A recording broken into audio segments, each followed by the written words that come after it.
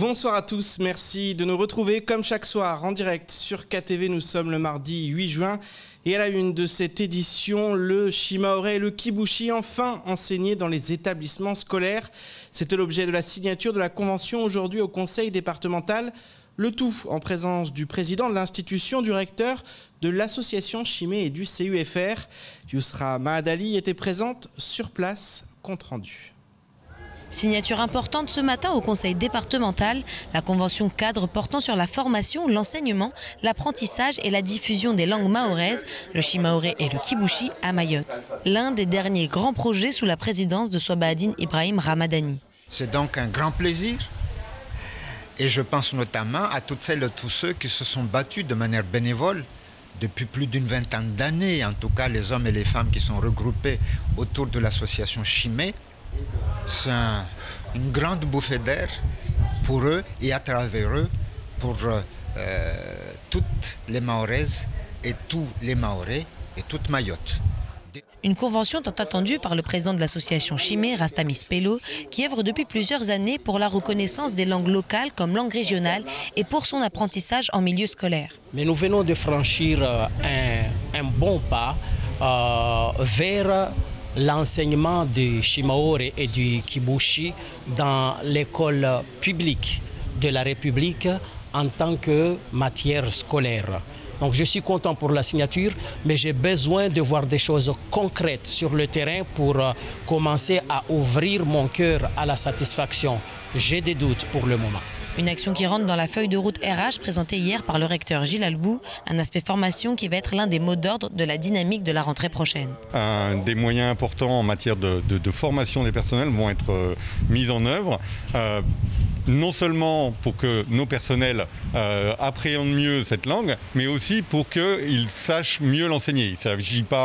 Il ne suffit pas évidemment de bien parler une langue pour savoir comment l'enseigner. Il y a des subtilités, il y a une grammaire différente, et puis la pédagogie, ça se travaille et ça s'apprend, et en particulier pour l'apprentissage du shimaore. Convention signée par les parties prenantes, l'association Chimé, le vice-rectorat, le CUFR représenté par son directeur adjoint Alba Kassim Cheikh Amada et le conseil départemental qui s'est conclu par la remise des premiers exemplaires de la BD sur l'histoire de Mayotte en version shimaoraise. Sollicités par l'établissement LACFAV ainsi que l'association Akizawanatsa se sont rendus aujourd'hui au collège de Passamenti. L'occasion de sensibiliser élèves comme parents aux violences sexuelles en milieu scolaire. Les échanges ont pu être enrichis par des parents qui n'ont eu aucune hésitation à se confier sur ce thème souvent considéré comme tabou. Jaïdi Maoulida s'est rendu à ce groupe de parole reportage.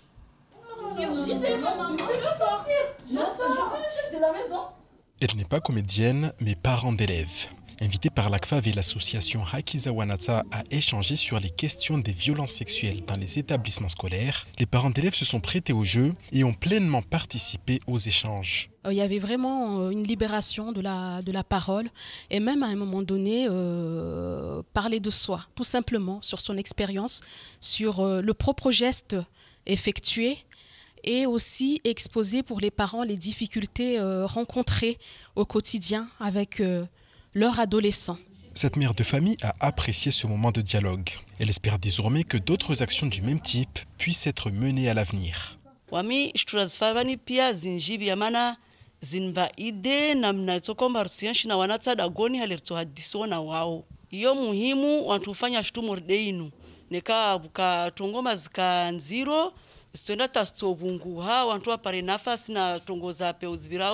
Au départ, cette manifestation était organisée suite au comportement déplacé de certains élèves. Avant de recevoir les parents, ce sont ces derniers qui ont été sensibilisés. Ça m'a fait quelque chose, tu vois, parce que c'est une fille. Moi, je pourrais pas que ma soeur on la fasse un truc comme ça, tu vois. Au collège, si je vois quelqu'un toucher une fille sans autorisation, et si qui pense à jouer devant les filles, à les toucher, à les frapper, du coup moi je serai là à les défendre. D'autres questions à l'image de la gestion des adolescents ont été abordées durant cette table ronde. L'ACFAV et l'association Akizawanatsa interviennent sur plusieurs thématiques comme la contraception ou les violences générales. Les établissements sont naturellement conviés à les solliciter selon les besoins. En fin de semaine dernière, une réunion s'est tenue à Tsingoni à la suite de nouveaux barrages qui ont causé de graves désagréments sur l'ensemble de l'île. Représentants de la préfecture et du rectorat, élus, représentants des villages de Myre, Rény et compagnie, tout le monde était encore autour de la table pour tenter de mettre fin à ce conflit intervillageois dont les sources sont multiples. Parmi elles, le changement de plus en plus profond de la composition même de la société mahoraise. Néanmoins, la mairie tente d'agir pour apaiser les tensions. Écoutons le directeur de cabinet du maire lors de la matinale de Kwesi. Dans la commune, sur notre territoire, on a 3 entrées, 3 sorties. 3 entrées, 3 sorties. Sur Tsingoni, venant par le carrefour de Soulou, Kahani en rentrant vers la station et Myre Rény en sortant vers Vaïbé.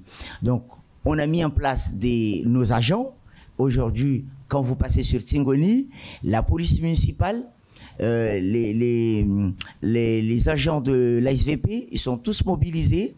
Il y en a qui se retrouvent dans les 3 coins de la commune.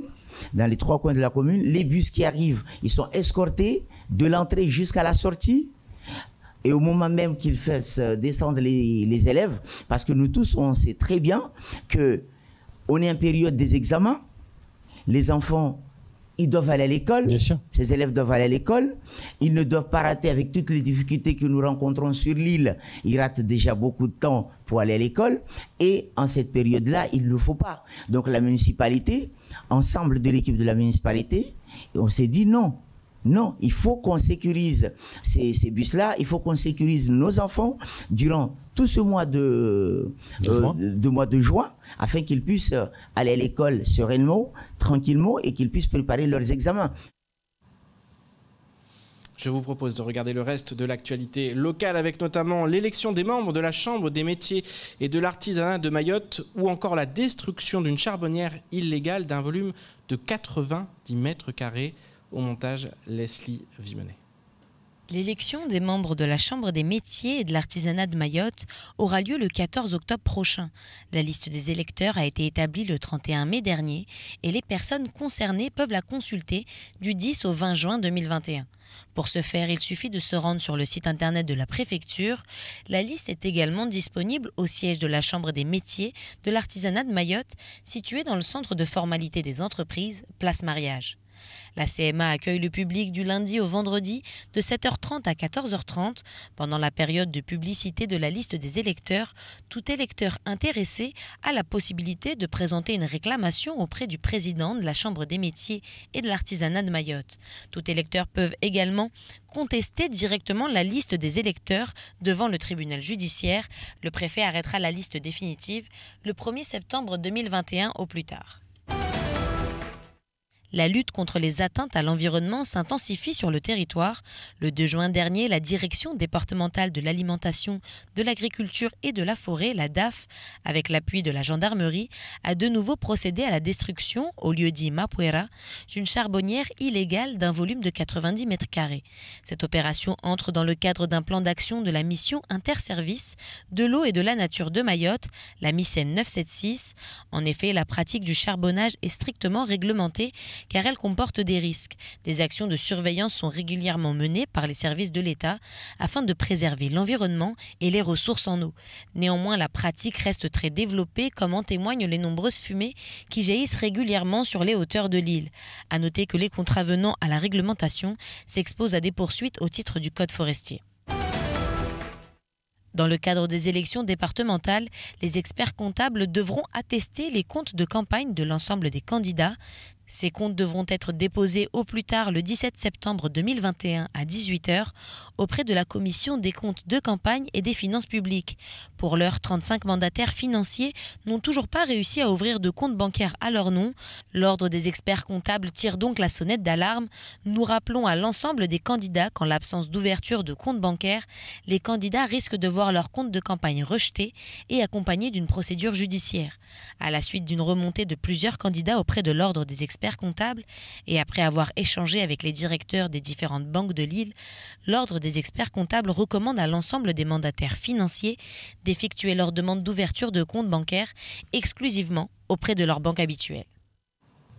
C'est ainsi que s'achève cette édition. Merci de nous rester fidèles sur KTV.